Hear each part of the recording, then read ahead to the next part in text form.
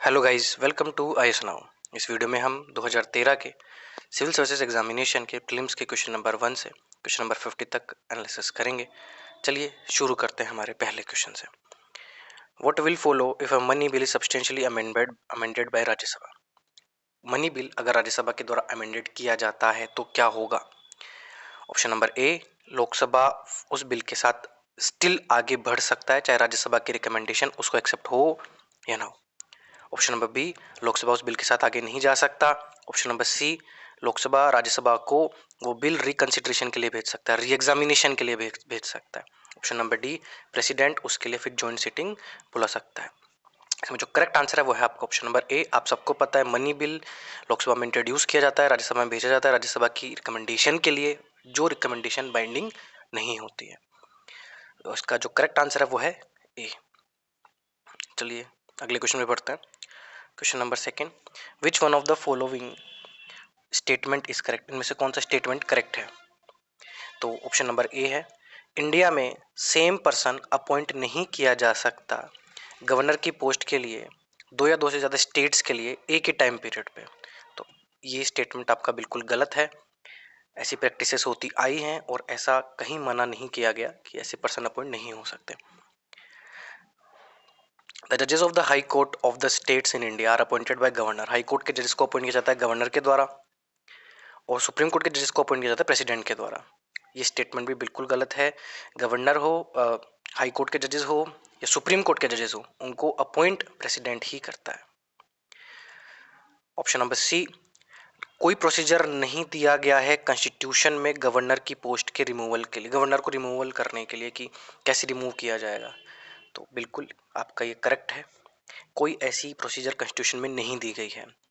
President की discretion होती है कि वो गवर्नर को हटाना चाहता है या नहीं हटाना चाहता अपनी पोस्ट से। हालांकि सुप्रीम कोर्ट ने यहाँ पे कई सारी गाइडलाइंस दी है कि ये आर्बिट्रेरी रीजंस की वजह से गवर्नर को आप रिमूव नहीं कर सकते। Right. Option number D, union territory अगर कोई है जिसके पास लेजिस्लेटिव सेटअप है, जैसे कोई लेजिस्लेचर है, जैसे दिल्ली हो गया, पुडुचेरी हो गया, तो इनका जो चीफ मिनिस्टर है वो एलजी के द्वारा अपॉइंट किया जाता है। तो ये गलत है यहाँ पे, क्योंकि कोई भी यूनियन टेरिटरी का चीफ मिनिस्टर है जिसके पास लेजिस्लेचर है उसको अपॉइंट किया जाता है प्रेसिडेंट के द्वारा। प्रेसिडेंट के द्वारा उसको अपॉइंट किया जाता है, ना कि एलजी के द्वारा। आई होप आपको ये समझ में आएगा। इसका जो आंसर है वो है सी। क्वेश्चन नंबर 3 की ओर बढ़ते हैं। Which one of the following pairs is correctly matched. Pairs हैं, बताना है कि कौन सा करेक्टली मैच्ड है। एब्सिनियन प्लेट्यू, अरेबिया, गलत है ये इथोपिया में है। एब्सिनियन जो प्लेट्यू है वो अरेबिया में नहीं है, इथोपिया में है। Atlas mountains, north western Africa, बिल्कुल सही। Atlas mountains north western Africa में है। Option number C, Guinea islands, south western Africa. South western Africa में नहीं है, साउथ अमेरिका में है, ये ध्यान रखिएगा। साउथ अमेरिका में, साउथ वेस्टर्न अफ्रीका में नहीं है, तो ये यहाँ पे गलत है। ओक्वांगो बेसिन, पेंटागोनिया, नहीं पेंटागोनिया में नहीं है ये। ओक्वांगो जो बेसिन है वो आपका अफ्रीकन साउथ वेस्टर्न जो अफ्रीका है वहाँ पे है, ठीक है, साउथ वेस्टर्न अफ्रीका में है। तो जो पेंटागोनिया है वो आपका साउथ अमेरिका में है, ठीक है। तो पेंटागोनिया जो है वो साउथ अमेरिका में है और जबकि ओक्वांगो साउथ अफ्रीका में। तो ये भी मैच नहीं हो रहा है, तो मैच होने वाला क्या है, बी, एटलस माउंटेन्स। आगे बढ़ते हैं। With reference to the history of Indian rock architecture consider the following statement. Rock cut architecture की यहाँ पे बात हो रही है। पहले स्टेटमेंट है, बादामी की जो केव्स हैं oldest surviving rock cut caves है। तो यहाँ पे ये आंसर आपका बिल्कुल गलत है, ये ऑप्शन गलत है, क्योंकि बादामी ओल्डेस्ट नहीं है, बराबर oldest surviving rock cut caves हैं। जबकि बराबर है वो rock cut caves sir oldest है, बादामी नहीं है। स्टेटमेंट नंबर सेकंड, बराबर rock cut caves were originally made for आजीविका बाय चंद्रगुप्त मौर्य। ये गलत है यहाँ पे, क्योंकि इनको बनाया गया था अशोका के द्वारा। राइट, इनको बनाया गया था अशोका के द्वारा, ना कि चंद्रगुप्त मौर्य के द्वारा। स्टेटमेंट नंबर 3, इलोरा में डिफरेंट फेथ के लिए केव्स बनाई गई थी, मतलब अलग अलग रिलीजन के लिए। बिल्कुल सही। अलग अलग रिलीजन्स के लिए एलोरा में केव्स बनाई गई थी। तो जो आपका करेक्ट आंसर है वो है सी, 3 ओनली। ठीक है, फैक्चुअल क्वेश्चन था, आपको इन चीज़ों के बारे में याद रखना पड़ेगा एंशियंट हिस्ट्री में। चलिए शुरू करते हैं, आगे बढ़ते हैं, फिफ्थ क्वेश्चन को शुरू करते हैं। Recombinant DNA technology allows genes to be transfer. Recombinant DNA technology क्या होता है? जेनेटिक इंजीनियरिंग यहाँ पे बात हो रही है। जेनेटिक इंजीनियरिंग आपको सबको पता है, जब हम जीन्स के साथ छेड़छाड़ करते हैं, ठीक है, तो जेनेटिक इंजीनियरिंग यहाँ पे सिंपल लैंग्वेज में अगर मैं बोलूँ तो ये होती है, जेनेटिक इंजीनियरिंग अलाउ करती है genes to be transferred, genes transferred होने चाहिए। पहला स्पीसीज जो है प्लांट्स की, डिफरेंट स्पीसीज वहाँ पे उनमें, और सेकेंड स्टेटमेंट है एनिमल से प्लांट्स में। थर्ड है हमारा माइक्रो ऑर्गेनिज्म से हायर ऑर्गेनिज्म में। तो इसका जो करेक्ट आंसर है वो है डी, 1 2 3। जनरली साइंस के क्वेश्चन में वैसे 1 2 3 जितने भी स्टेटमेंट आपके सही होते हैं, ठीक है, जैसे कोई अगर स्टेटमेंट में कैन है ना, तो कैन अगर स्टेटमेंट में है तो वो साइंस का क्वेश्चन अगर, तो वो सही होगा क्योंकि वो पॉसिबिलिटी बता रहा है और साइंस में पॉसिबिलिटीज अनलिमिटेड है, राइट। अब जीन्स ट्रांसफर किए जा सकते हैं इन तीनों में बिल्कुल। अगर आपको इसके बारे में नहीं पता हो ना, इस क्वेश्चन के बारे में आपने सुना ही नहीं हो, मान लो जेनेटिक इंजीनियरिंग के बारे में, तो आप गेस कर सकते हो कि जेनेटिक इंजीनियरिंग जीन्स के साथ छेड़छाड़ कर रही है, ठीक है, और कहीं ना कहीं किसी ना किसी दुनिया के किसी न किसी पार्ट में इनमें जीन्स ट्रांसफर हुए होंगे, जो भी आपके सामने ऑप्शंस हैं, ठीक है। तो भले ही वो डॉक्यूमेंट नहीं होंगे तो यूपीएससी कभी एक्सट्रीम नहीं जाती है। यूपीएससी बोलती है कि ट्रांसफर किए गए हैं, बिल्कुल किए गए हैं, किए गए होंगे, ये आपको लॉजिक लगाना है, ठीक है, साइंस के क्वेश्चन में। प्रैक्टिस के साथ आपको ये क्वेश्चन आ जाएंगे समझ में।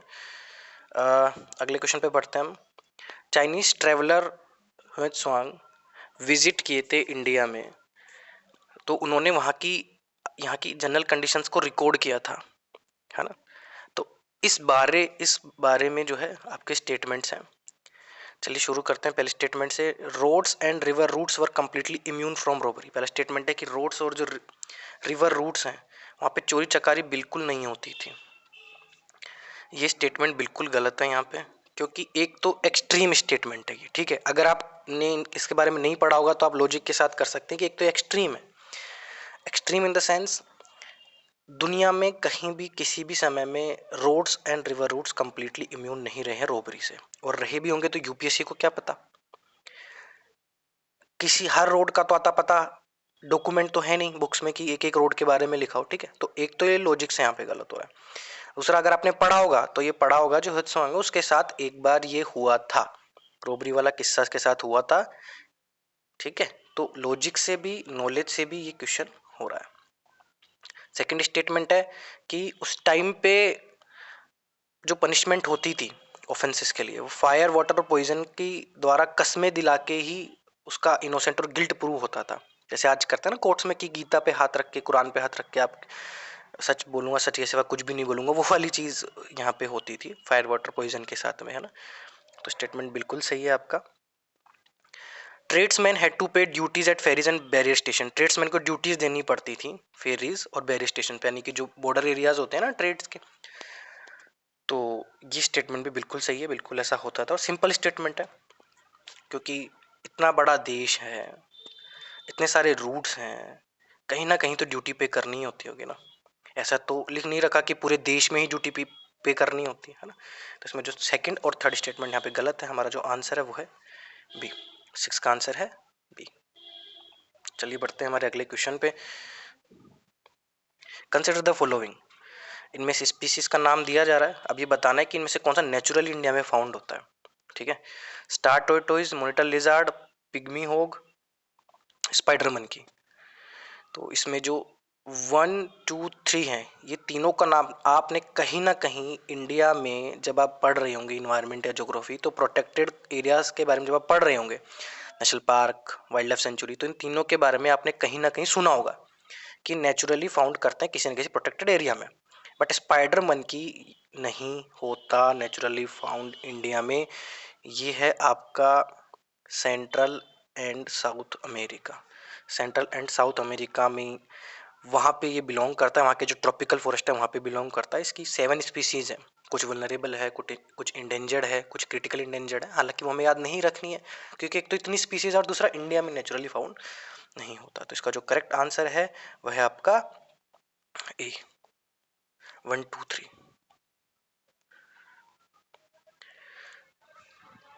Which of the following can be found as pollutants in the drinking water in some part of India?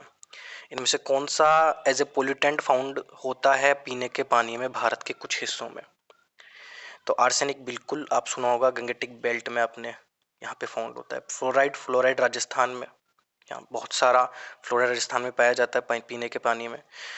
Punjab में यूरेनियम की मात्रा भी देखी गई है। ठीक है, तो इसका जो करेक्ट आंसर होगा वो C 135। With reference to Indian history, the members of constituent assembly from the provinces were. अब ये बताना कि जो कॉन्स्टिट्यूएंट असेंबली थी हमारे आज़ाद होने से पहले, हमारे पास कॉन्स्टिट्यूएंट असेंबली थी, तो उनका इलेक्शन कैसे होता था, उनका नॉमिनेशन कैसे होता था? तो इनको डायरेक्टली इलेक्ट किया जाता था प्रोविंसेस के द्वारा, प्रोविंसेस के लोगों के द्वारा। नॉमिनेट किया जाता था national Congress, Indian national Congress और मुस्लिम लीग के द्वारा। इलेक्ट किया जाता था प्रोविंशियल लेजिस्लेटिव असेंबलीज के द्वारा, या सेलेक्ट किया जाता था गवर्नमेंट के द्वारा इनकी एक्सपर्टाइज देखते हुए कॉन्स्टिट्यूशनल मैटर्स में। तो इसका जो करेक्ट आंसर है वो है ऑप्शन नंबर C। अगर आपने पॉलिटी अच्छे से पढ़ी होगी तो जो राज्यसभा वाला कॉन्सेप्ट है ना वो यहाँ पे लागू हो रहा है। राज्यसभा के मेंबर्स कैसे सेलेक्ट होते हैं? स्टेट्स की लेजिस्लेटिव असेंबलीज के द्वारा, अलग अलग स्टेट्स की। ठीक है, तो वही कॉन्सेप्ट है यहाँ पे। जो कॉन्स्टिट्यूएंट असेंबली के जो मेंबर्स थे वो प्रोविंशियल लेजिस्लेटिव असेंबली से इलेक्ट होके आते थे। ठीक है, तो इसमें जो करेक्ट है वो है आपका option number C।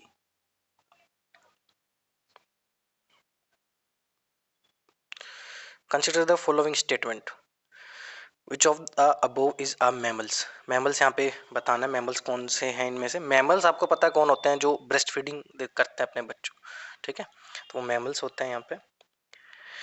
Sea cow, sea horse, सी लोयन। देखो सी हॉर्स एक्चुअली में नाम हॉर्स है बट ये हॉर्स नहीं है। अब एक तो मैं आपको एक टिप देता हूँ कि आप जैसे कोई भी अगर स्पीसीज के बारे में पढ़ रहे हैं, जैसे अपन स्टार टोरटोइस पढ़ा, पिग्मी हॉक पढ़ा ऊपर, अब ये 3 और पढ़ रहे हैं अपन, तो इनको लिख लीजिए एक लिस्ट में, अलग से कॉपी में कहीं भी, और लिस्ट बना लीजिए। लिस्ट बना के इनकी फोटो देखिए गूगल पे कि दिखते कैसे हैं, तो आधे क्वेश्चन आपके ऐसे ही समझ में आ जाएंगे।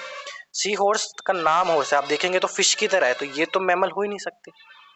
और ये चीज आपको पता चली तो ये ऑप्शन गया, ये ऑप्शन गया, बचा A और B। अब सी लोयन और सी काउ। सी काउ तो आपको डुगोंग भी कहते हैं, आपने पढ़ा होगा सी काउ के बारे में। सी लोयन वार्म ब्लडेड होता है, मैमल होता है। तो 1 और 3 यहाँ पे आंसर है। ठीक है, इसका आंसर है 10 का B, 1 and 3 only. Consider the following statements. Constitution में अगर कोई अमेंडमेंट होता है तो वो केवल लोकसभा में इंट्रोड्यूस हो सकता है। बिल्कुल गलत। लोकसभा में भी होता है, राज्यसभा में भी हो सकता है। ऐसा नहीं लिखा हुआ कि लोकसभा में ही हो सकता है। कोई भी अमेंडमेंट अगर कॉन्स्टिट्यूशन के फेडरल कैरेक्टर में चेंज लाता है तो उस अमेंडमेंट को सारे स्टेट्स के द्वारा रेटिफाई करना जरूरी होगा। ये भी गलत है। आपने पढ़ा होगा लक्ष्मीकांत में कि हाफ स्टेट्स की परमिशन चाहिए, हाफ स्टेट्स का यहाँ पे रेटिफिकेशन चाहिए, ऑल स्टेट्स का नहीं चाहिए। ऑल स्टेट्स, ये जो अगर आपने स्टेट, ये अगर इस चीज़ पे आपका फोकस पड़ गया ना तो आप इसको इजीली एलिमिनेट कर सकते हैं। 1 भी गलत है यहाँ पे, 2 भी गलत है। आपका जो सीधा सीधा आंसर है वो है D, नाइदर 1 नॉट 2। चलिए अगले क्वेश्चन पे बढ़ते हैं। Attorney general of India, attorney general की बात हो रही है यहाँ पे। Take part in proceedings of the Lok Sabha. Lok Sabha की प्रोसीडिंग में पार्ट ले सकता है, बिल्कुल। लोकसभा की कमेटी का मेंबर हो सकता है, बिल्कुल। लोकसभा में स्पीक कर सकता है, बिल्कुल। लोकसभा में वोट दे सकता है, नहीं। अटॉर्नी जनरल के पास ये प्रिविलेज नहीं है कि वो लोकसभा में वोट दे सकता है। अटॉर्नी जनरल के चैप्टर में जब आप पढ़ेंगे तो ये चीज़ सीधी सीधी मेंशन की गई है। तो इसका जो आंसर है वो होगा C, 1 2 3। ठीक है, प्योरली फैक्चुअल क्वेश्चन है, लक्ष्मीकांत में आपको मिल जाएगा। 1-2 बार आप पढ़ेंगे तो ये क्वेश्चन आपको इजीली सॉल्व होते हुए दिखाई देंगे। Question number 13। शुगर इंडस्ट्री के बाय प्रोडक्ट्स की बात हो रही है। मतलब जैसे शुगर केन से शुगर बनता है ना, तो कुछ बाय प्रोडक्ट्स आते हैं, तो उन बाय प्रोडक्ट्स की बात हो रही है। जैसे बेगेसे हो गया, मोलेसिस हो गया। तो बेगेसे यूज किया जा सकता है बायोमास फ्यूल के तौर पर एनर्जी जनरेशन के लिए, बिल्कुल सही। मोलेसिस कैन बी, अब यहाँ पे ध्यान से सुनो, कैन बी है, ठीक है, कैन बी की बात हो रही है। अब मैंने बोला जब कैन बी हो ना तो पॉसिबिलिटी एक हद तक होती है कि हाँ ये चीज यूज की जा सकती है, कैन बी यूज्ड। बट इसमें भी आपको होशियार बन के चलना है, सतर्क रह के चलना है। जैसे अगला स्टेटमेंट है, मोलेसिस यूज किया जा सकता है फीड स्टॉक के तौर पर सिंथेटिक केमिकल फर्टिलाइजर के प्रोडक्शन में। तो यहाँ पे सिंथेटिक, यहाँ पे क्या है जो वर्ड है वो, देखो मोलासेस ऑर्गेनिक है, प्रोडक्शन हो रही है यहाँ पे सिंथेटिक केमिकल फर्टिलाइजर का, तो मैच ही नहीं हो रहा है ना। तो यहाँ पे सीधा सीधा आपका जो स्टेटमेंट सेकंड है वो गलत है। Molasses can be used for production of ethanol, बिल्कुल होता है और होता है। अगर आपने गवर्नमेंट की स्कीम्स के बारे में सुना होगा, प्रधानमंत्री जो गोबर योजना है, ठीक है, तो अगर आप जीवन धन योजना, मुझे स्कीम का एक्चुअली में नाम याद नहीं आ रहा, बट स्कीम जब आप पढ़ेंगे 2G एथेनॉल पे है ये, तो जब स्कीम पढ़ेंगे तो उसमें आपको ये पता चलेगा कि एथेनॉल का प्रोडक्शन किया जा रहा है मोलेसेस पे। तो ऐसे ही कुछ नाम है, प्रधानमंत्री जीवन धन, कुछ ऐसी स्कीम का नाम है। अगर आपको लोग पता हो तो कमेंट बॉक्स में कमेंट करके बताइए। इसका जो करेक्ट आंसर है वो है option number C, 1 and 3 only.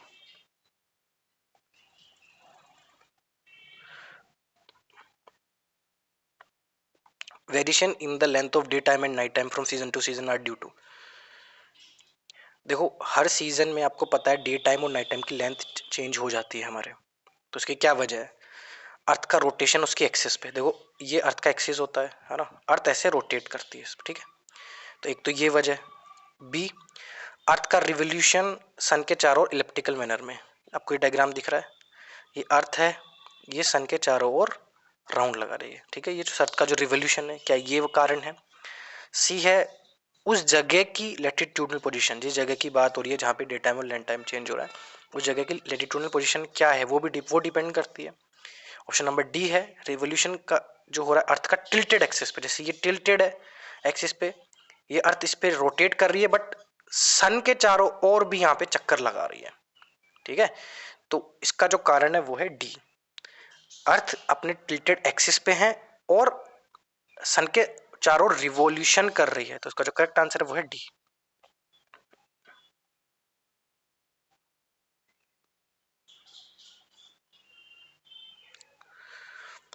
Narmada river flows to the west, Narmada river आपको पता है वेस्ट की साइड फ्लो करती है, लेकिन बाकी की जो पेनिनसुलर रिवर्स है वो ईस्ट में फ्लो करती है। इसका कारण क्या है? देखो इसका कारण बताना है, ठीक है, ये जरूर ध्यान से सुनना कि वेस्ट की ओर फ्लो करने का कारण क्या है। तो पहला है कि ये ऑक्यूपाई करती है linear rift valley. Linear rift valley होती है ऐसी, ये लीनियर रिफ्ट वैली है, ठीक है, ये वैली है, यहाँ से रिवर ऐसे फ्लो कर रही है, विंध्याचल और सतपुरा के बीच में फ्लो कर रही है। देखिए फ्लो तो करती है विंध्याचल और सतपुरा के बीच में, वो तो करेक्ट है, बट ये क्या इसका कारण है कि ये वेस्ट में बहती है? नहीं, सेंट्रल इंडिया के वेस्ट में ये बहती है, ये भी इसका कारण नहीं है। इसका जो कारण है वो सिर्फ और सिर्फ ये है कि लीनियर रिफ्ट वैली अपनाती है, ट्रैप्ड होती है उस वैली में, तो इस वजह से ये वेस्ट में फ्लो करती है। इसका जो करेक्ट आंसर है वो है ए, 1 ओनली। क्वेश्चन नंबर 16 है, हमारे अर्थ पे जो most of the fresh water है वो एग्जिस्ट करता है आइस कैप्स और ग्लेशियर्स के फॉर्म में, बाकी जो फ्रेश वाटर बचा उसका सबसे लार्जेस्ट प्रोपोर्शन कहाँ है? तो उसका सबसे लार्जेस्ट प्रोपोर्शन है ग्राउंड वाटर में, ठीक है, ये देखो फ्रेश वाटर है हमारे अर्थ पे 68% ग्लेशियर आइस कैप्स में, 30% ग्राउंड वाटर में, ठीक है, सी इसका करेक्ट आंसर है।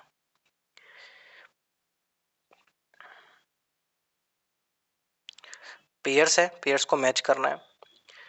Nokrek bio reserve, biosphere reserve, Garo Hills, Loktak Barail range में, और नामदफा नेशनल पार्क दाफला हिल्स में। देखो लोकटक के बारे में तो आपने सुना ही होगा, लोकटक लेक तो मणिपुर में, ठीक है, और बरेल रेंज जो है वो असम में है, तो ये तो गया, ठीक है, ये तो बेसिक नॉलेज से आपके सेकंड स्टेटमेंट गया, सेकंड गया तो आपके ये भी गया, बी भी गया, सी भी गया। अब नामदफा नेशनल पार्क ये भी अरुणाचल प्रदेश में है, दाफला भी अरुणाचल प्रदेश में है, बट ये अरुणाचल प्रदेश के अलग अलग डिस्ट्रिक्ट्स में है, ठीक है, तो ये भी गया, थर्ड गया, ठीक है। अब बचा Nokrek biosphere reserve Garo hills, बिल्कुल ये करेक्टली मैच्ड है यहाँ पे, तो इसका जो आंसर होगा वो ए, 1 ओनली, ठीक है। 18 पे आते हैं, कंसिडर द फॉलोइंग, इनमें से जो भी दे रखा है यहाँ पे, इनमें से कौन सा रिस्पॉन्सिबल है अर्थ की सरफेस में चेंजेस लाने के लिए? अब देखो, वही सवाल, वही लॉजिक जो आपको लगाना पड़ेगा यहाँ पे। जो भी ये चीजें दे रखी है, electromagnetic radiation, geothermal energy, gravitational force, plate movements, rotation, revolution, कहीं ना कहीं इनकी वजह से भले ही बहुत कम चेंजेस आते होंगे, बट एक लेवल पे, एक हद तक कुछ ना कुछ चेंज तो आता ही होगा इनकी वजह से अर्थ की सरफेस पे। ठीक है, तो ये तो पूछ नहीं रहा कि बहुत बड़े चेंजेस किसकी वजह से आते हैं, ये पूछ रहा है बस चेंजेस जो आते हैं। ठीक है, तो इनकी वजह से कोई ना कोई चेंज तो आता ही होगा। तो इसका जो सीधा सीधा करेक्ट आंसर है वो है डी। ठीक है, ऐसे लॉजिक लगा के आपको क्वेश्चन सोल्व करना पड़ेगा। एग्जाम में आपको हर क्वेश्चन नहीं आएगा, ये भूल जाना कि एग्जाम में आपको हर क्वेश्चन पता होगा। अब जैसे 19 क्वेश्चन है, ये तो आपको पता होना चाहिए, ये तो बेसिक चीज़ है कि इनमें से कौन सी बॉडी जो है वो कॉन्स्टिट्यूशन में मेंशन नहीं है। कॉन्स्टिट्यूशन में मेंशन होने का मतलब है कि वो कॉन्स्टिट्यूशनल बॉडी होनी चाहिए। ठीक है, कॉन्स्टिट्यूशनल बॉडी होनी चाहिए। तो एक तो नेशनल डेवलपमेंट काउंसिल, ये एग्जीक्यूटिव बॉडी है।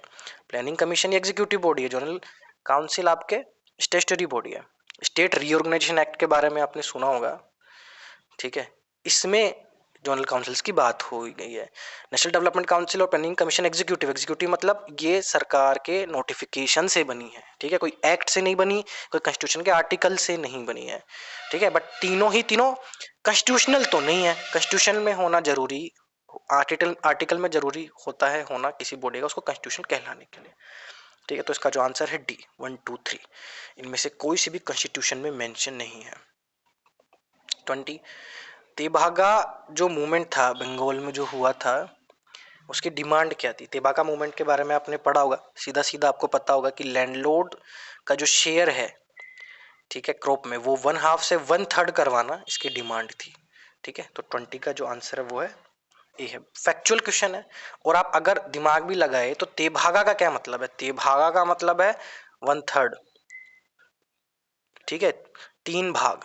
तो इससे पता चल रहा है आपको, आप देखिए 1/3 इनमें से किसी ऑप्शन में आ ही नहीं रहा, तो ऐसे भी आंसर ये करेक्ट हो सकता है। आप इसके बारे में आपने पढ़ा होगा या नहीं पढ़ा होगा तो भी।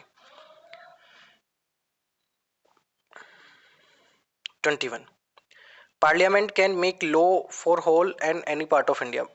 पार्लियामेंट भारत के किसी भी हिस्से के लिए कानून बना सकता है, इंटरनेशनल ट्रीटी को इंप्लीमेंट करने के लिए, बिल्कुल सही बना सकता है, लेकिन स्टेट्स की, सारी स्टेट्स की कंसेंट लेनी पड़ेगी? नहीं। मेजोरिटी ऑफ द स्टेट्स की कंसेंट लेनी पड़ेगी? नहीं। जिन स्टेट्स में ट्रीटी इंप्लीमेंट हो रही है उनकी कंसेंट लेनी पड़ेगी? नहीं। कोई स्टेट की कंसेंट लेनी नहीं पड़ेगी? हाँ। आर्टिकल 253 में ये साफ लिख रखा है कि पार्लियामेंट को किसी स्टेट की कंसेंट लेने की जरूरत नहीं है। इसका आंसर होगा आपका सीधा सीधा डी। ठीक है, ग्रासलैंड्स में ट्रीज जो है ग्रासेस को रिप्लेस नहीं करते हैं इकोलॉजिकल सक्सेशन के तौर पर। क्यों? अब इकोलॉजिकल सक्सेशन क्या होता है? कोई भी अगर हैबिटाट है ना, कोई भी जगह है, तो वहां पे एक स्पीसीज पहले आके रहती है, फिर उसके ऊपर दूसरी स्पीसीज आती हैं। तो कहने का मतलब है ग्रासलैंड है ना, बड़ी बड़ी घास है। तो घास आती है, घास के बाद पेड़ क्यों नहीं आते हैं? पेड़ क्यों नहीं वहां पे रिसाइड करने लगते हैं? तो उसका क्या कारण है? इंसेक्ट और फंगी की वजह से, सनलाइट की कमी है, न्यूट्रिशन की कमी है उसकी वजह से? ऐसा तो है नहीं, ग्रासलैंड्स है तो धूप तो बहुत होगी। ठीक है, वाटर लिमिट्स और फायर, तो इसका जो आंसर है वो है सी, बिल्कुल वाटर लिमिट, वाटर की कमी होती है और आग लगने के चांसेस ज्यादा होते हैं। ठीक है, तो इसका जो करेक्ट आंसर है वो है सी। Which one of the following is the correct sequence of ecosystems in the order of decreasing productivity? Productivity decrease होती जा रही है इन इकोसिस्टम्स में। ठीक है, इस तरीके से अरेंज किया हुआ है कि प्रोडक्टिविटी डिक्रीज होती जा रही है। तो करेक्ट सीक्वेंस बताना है। तो अगर आपने इन्वायरमेंट या ज्योग्राफी अच्छे से पढ़ी होगी तो इसका सीधा सीधा आंसर है mangroves, grasslands, lake and oceans. देखिए मैंग्रोव्स में सबसे ज़्यादा प्रोडक्टिविटी होती है, मैंग्रोव्स, कोरल रीफ्स। ठीक है, फिर उसके बाद आती है ग्रासलैंड्स, फिर होती लेक्स, फिर होती ओशियंस। ये आपको रटना पड़ेगा। ठीक है, तो ये क्वेश्चन बार बार रिपीट भी होते हैं ऐसे, तो ये चीज़ याद रखना। इसका जो करेक्ट आंसर है वो है सी। प्रोडक्टिविटी जैसे आपने पढ़ा होगा ना, नेट प्राइमरी प्रोडक्टिविटी, ठीक है, ग्रोस प्रोडक्टिविटी, ये उस प्रोडक्टिविटी की बात हो रही है कि कितना जो बायोमास है वो जनरेट हो रहा है उस रीजन में। ठीक है, ये प्रोडक्टिविटी है। ठीक है, तो ये फैक्चुअल क्वेश्चन है, इसको आपको याद रखना पड़ेगा। 24, कुंटूर बंडिंग। कुंटूर बंडिंग की यहाँ पे बात हो रही है। कुंटिंग बंडूर जो है वो सोइल कंजर्वेशन का एक मेथड है। वो कहाँ यूज़ किया जाता है? डेजर्ट्स में, लो फ्लैट प्लेन्स में, स्क्रबलैंड, स्क्रब्स मतलब बुशलैंड्स जो होते हैं ना, लार्ज बशेज होती हैं, जो लार्ज ग्रास बशेज जो होती हैं वो, तो या फिर किसी में नहीं, तो बिल्कुल किसी में भी यूज नहीं होती इनमें से ये होती है हिली एरियाज में। ठीक है, ये होती है हिली एरियाज में आपके कंटूर बेंडिंग। इसका आंसर है डी। गवर्नमेंट ने इनेक्ट किया था आपके पेसा एक्ट को, तो इनमें से कौन सा ऑब्जेक्टिव नहीं है इसका?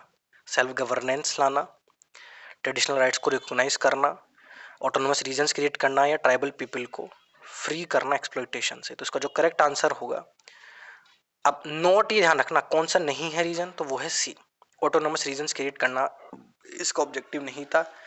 ये हुआ था 6 शेड्यूल से, 6 शेड्यूल से ऑटोनोमस रीजन बने थे, पेसा के थ्रू नहीं बने थे। ठीक है, तो 25 का जो आंसर है वो हो गया आपका सी। 26 एफआरए की यहाँ पे बात हो रही है। एफआरए मतलब फॉरेस्ट राइट एक्ट की बात हो रही है। ठीक है, तो फॉरेस्ट राइट एक्ट के अंदर किसके पास पावर है ये डिटरमाइन करने की, ये डिसाइड करने की कि इंडिविजुअल और कम्युनिटी फॉरेस्ट राइट्स का नेचर और एक्सटेंट क्या होगा? कौन अथॉरिटी होगी ये डिटरमाइन करने की? State forest department, district collector, deputy commissioner, tehsildar, BDO, mandal revenue officer या ग्राम सभा? तो देखो यहाँ पे जो आंसर है वो है ग्राम सभा। सीधा सीधा अगर आपने पढ़ा होगा एफआरए, तो ग्राम सभा को बहुत पावर दी गई है, तभी तो कहते हैं कि इन एक्ट्स के थ्रू सेल्फ गवर्नेंस आई है ना, सेल्फ गवर्नेंस आई है।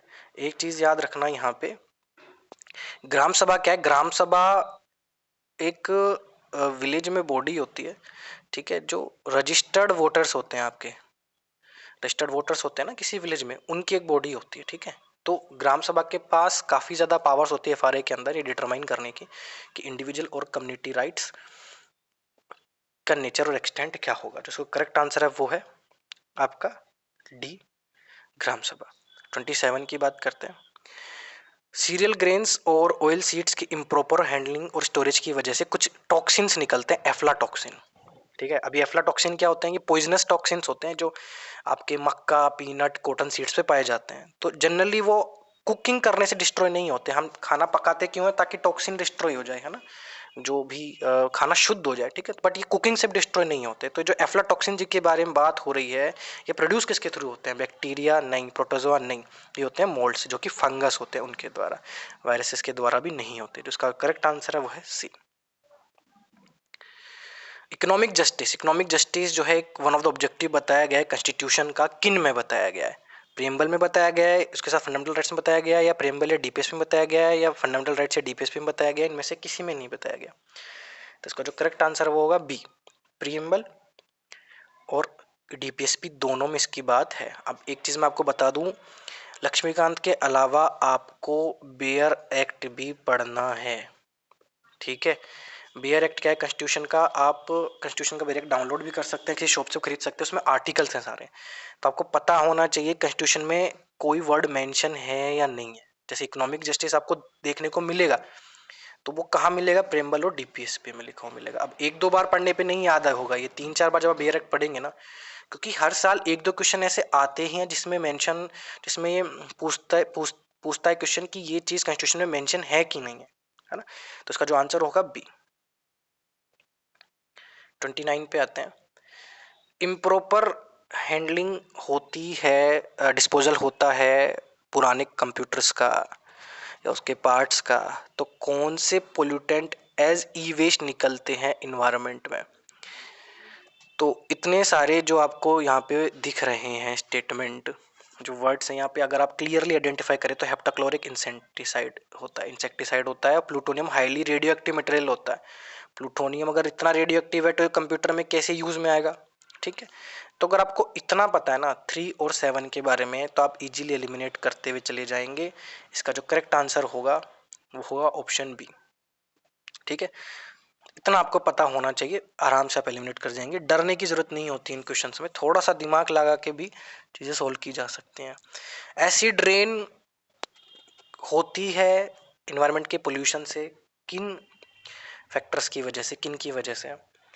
तो carbon dioxide, nitrogen, carbon monoxide, carbon dioxide, ozone, carbon dioxide या nitrous oxide, sulphur dioxide?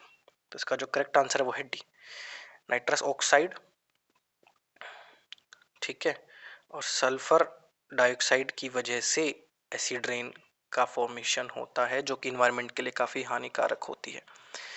With reference to food chains, food chain के बारे में यहाँ पे बात हो रही है तो इनके बताना है, ठीक है। पहला स्टेटमेंट है फूड चेन, ये बताता है कि एक ऑर्डर बताता है, फूड चेन है ना, एक ऑर्डर की बात करता है कि कौन सा ऑर्गेनिज्म किसको फीड करता है, ठीक है। सेकंड स्टेटमेंट है फूड चेन किसी स्पीसीज के पॉपुलेशन में फाउंड होता है ना। अब अगर आप सिंपल इसका मतलब समझेंगे तो ये कह रहा है कि कोई भी स्पीसीज, जैसे मान लो ह्यूमंस ही है ना, ह्यूमंस एक स्पीसीज है, तो ये कह रहा है स्टेटमेंट कि एक स्पीसीज के पॉपुलेशन के अंदर ही फूड चेन पाई जाती है, यानी क्या ह्यूमन ही ह्यूमन को खाएगा। इस स्टेटमेंट का मतलब है कि एक स्पीसीज के अंदर ही फूड चेन होती है, यानी एक स्पीसीज के लोग ही उस स्पीसीज के अपने ऑर्गेनिज्म को खाते हैं। ऐसा तो होगा नहीं, आदमी आदमी को खाता तो है नहीं, है ना। तो जो सेकंड स्टेटमेंट है वो यहाँ पे गलत हो जाता है आपका। सेकंड स्टेटमेंट अगर गलत हो जाता है तो आपके पास बी भी गया और सी भी गया। अब बचा 1 और 3। तो 3 कहता है कि फूड चेन ये बताता है कि फूड चेन ये बताता है कि नंबर्स बता देता है ऑर्गेनिज्म के, कितने ऑर्गेनिज्म खाए जा रहे हैं दूसरे ऑर्गेनिज्म के द्वारा। गलत है, ये फूड मैप में होता है, फूड चेन का काम नहीं है ये। तो आपके पास जो फर्स्ट स्टेटमेंट है वो बचता है यहाँ पे सही। इसका आंसर होगा 1 ओनली, ठीक है। 32 पेयर्स हैं, पेयर्स में मैच करना है आपको। कॉर्बेट नेशनल पार्क कौन सी रिवर फ्लो हो रही है? गंगा नहीं, इसमें होती है रामगंगा, ठीक है। रामगंगा रिवर यहाँ पे फ्लो होती है। Kaziranga national park, Kaziranga national park में आपके मानस नदी नहीं बहती है, काजीरंगा में आपके बहती है दिफलू, ठीक है, मोरा, ठीक है, धनसरी, ठीक है। काजीरंगा में मानस नहीं बहती है। साइलेंट वैली में कावेरी नहीं, यहाँ पे होती है कुंती पूजा, कुंती पूजा नाम की नदी बहती है, ठीक है। तो इसका जो करेक्ट आंसर होगा वो होगा नन। चलिए अगले क्वेश्चन पे बढ़ते हैं।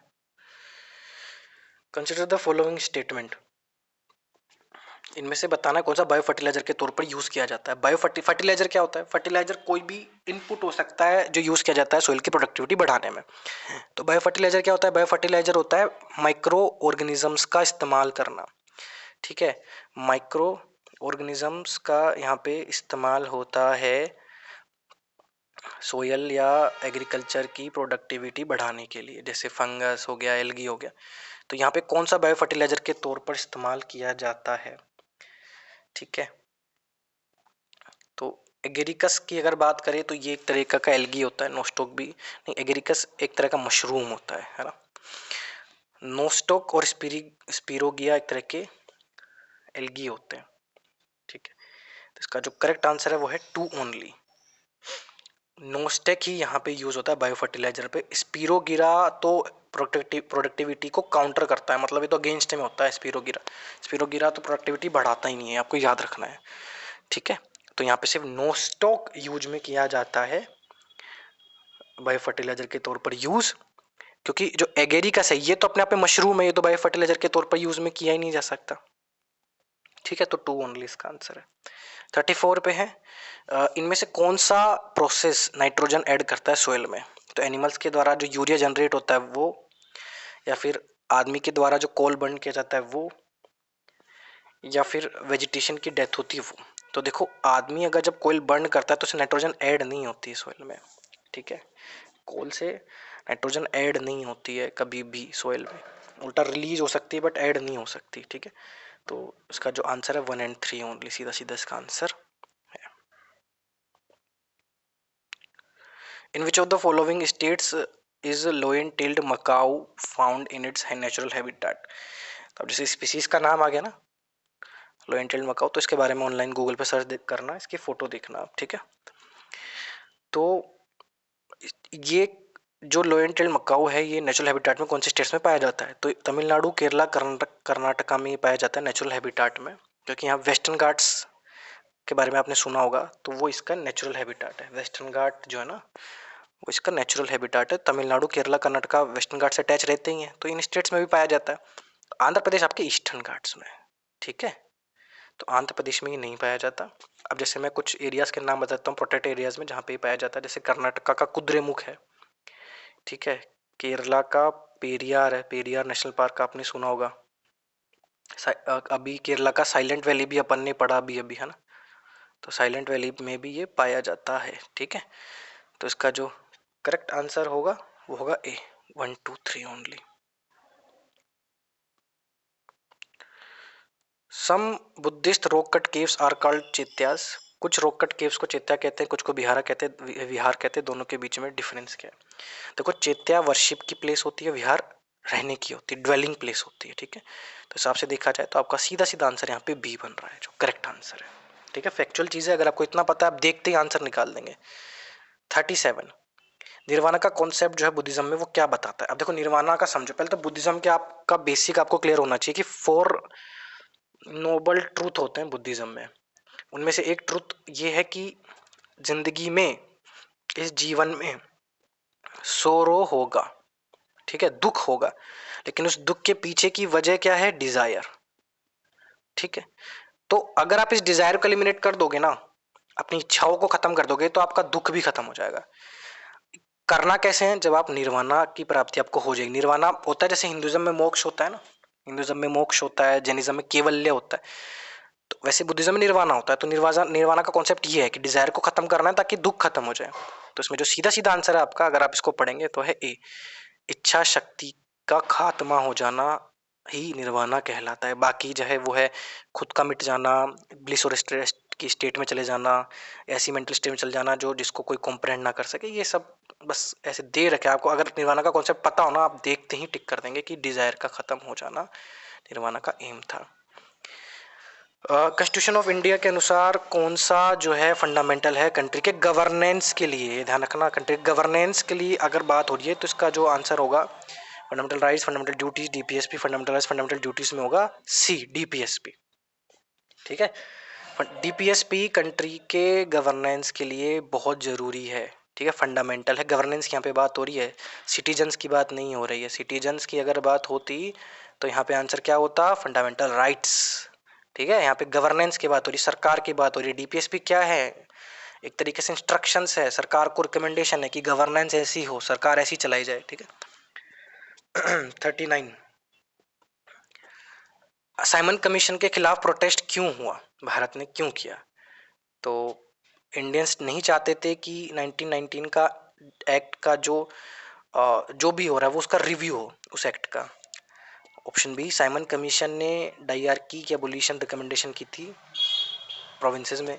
ऑप्शन सी, साइमन कमीशन में कोई इंडियन मेंबर नहीं था। ऑप्शन डी, साइमन कमीशन ने सजेस्ट किया था कि भारत का पार्टीशन हो जाए। इसका जो करेक्ट आंसर है वो है C, Simon commission all white member था। ऑल वाइट मतलब सारे के सारे इसमें थे अंग्रेज, एक भी भारतीय नहीं था। आते ही इसका अपोजिशन शुरू हो गया था। हालांकि सबने नहीं किया, जैसे कि जस्टिस पार्टी का आपने नाम सुना होगा साउथ में, उन्होंने इसका अपोजिशन नहीं किया।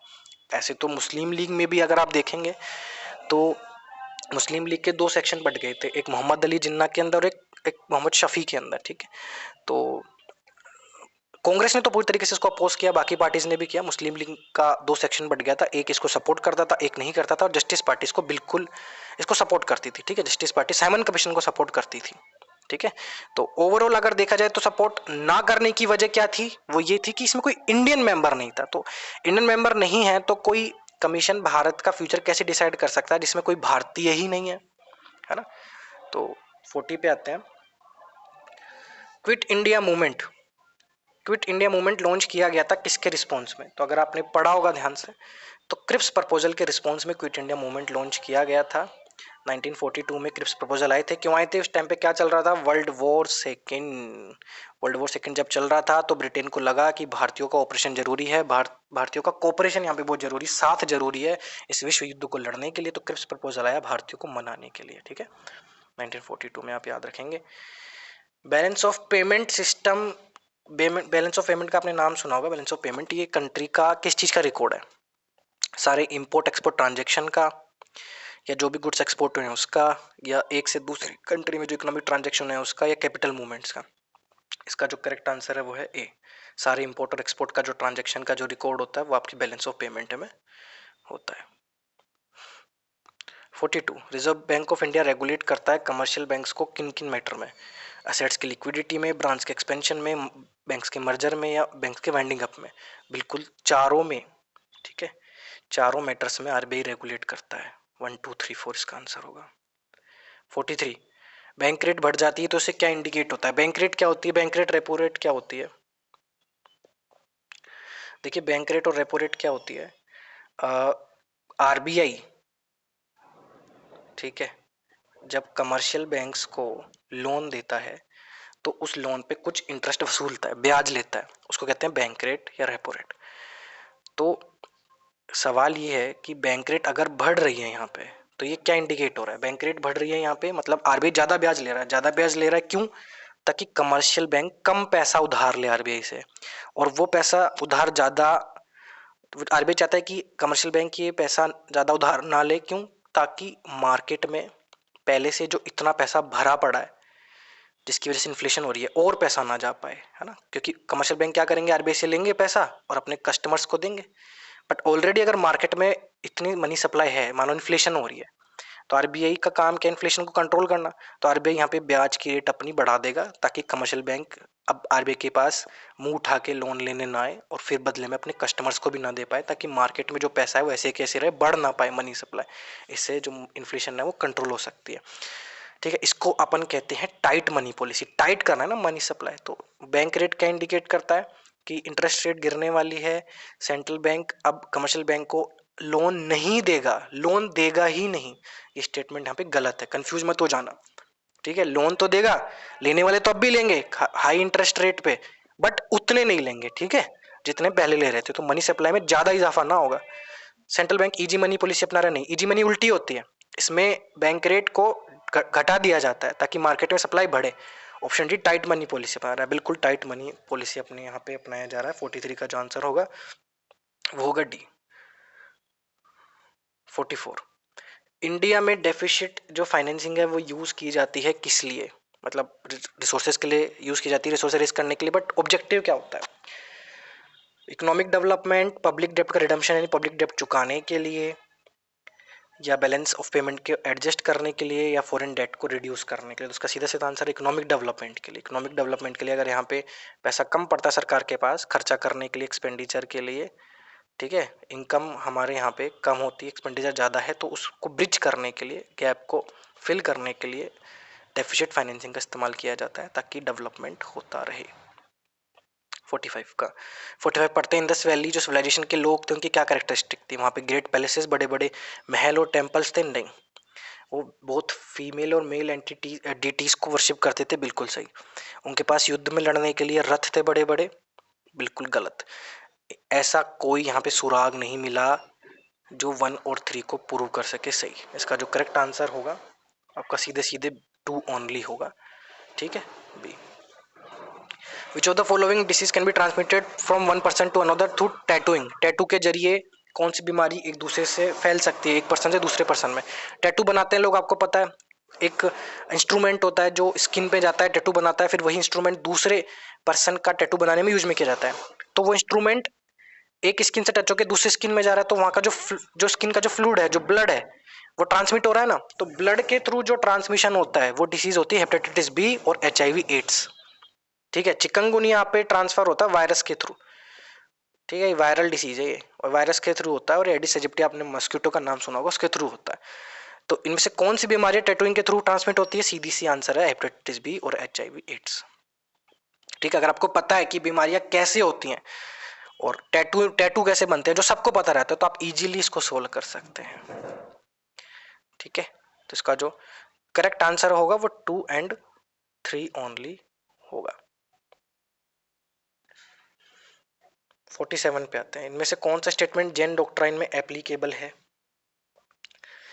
तो पहला स्टेटमेंट है यहाँ पे, पहला स्टेटमेंट है कि कर्मा को एनिहिलेट करने के लिए, कर्मा को मिटाने के लिए पेनिस प्रैक्टिस करना जरूरी है, यानी कि एक्सट्रीमिटी प्रैक्टिस करना जरूरी है। जैनिज्म क्या कहती है? जैनिज्म कहती है कि आपको बिल्कुल एक्सट्रीम जाना है, आपको ना सारी लग्जरी छोड़ देनी है। तो जैनिज्म के हिसाब से बिल्कुल ये सही है।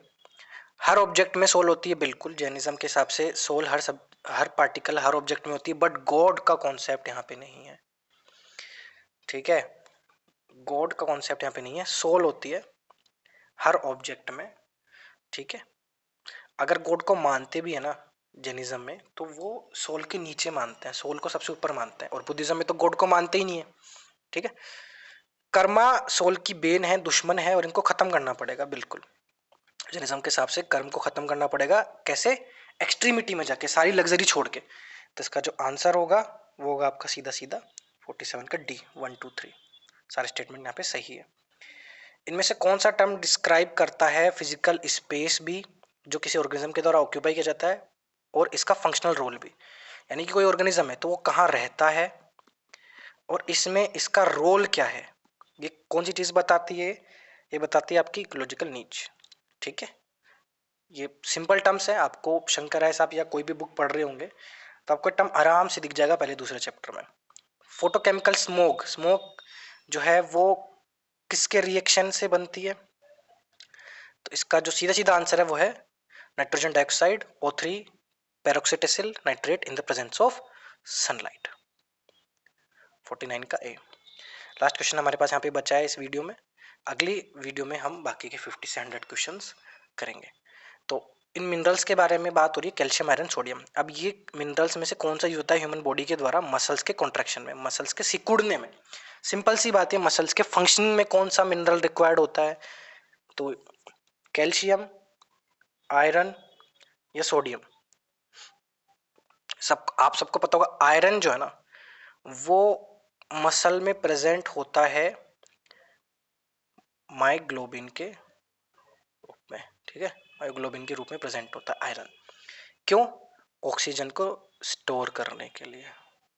ठीक है, तो ये तो होगा आयरन। तो कैल्शियम आपको पता है, कहते हैं ना अपन कैल्शियम दांतों को मजबूत बनाने के लिए जरूरी है ना?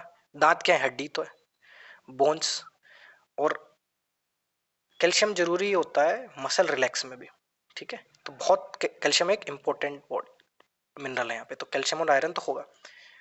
सोडियम की बात करें, सोडियम देखो हमारे यहाँ पे फ्लूइड बैलेंस और मसल कॉन्ट्रैक्शन के लिए बेहद जरूरी है। ठीक है, तो इसमें तीनों जो आंसर है वो सही है। इसका जो आंसर होगा डी होगा, 50 का डी। बाकी की जो क्वेश्चंस है 50 से 100 तक हम अगली वीडियो में करेंगे। तब तक के लिए गुड बाय।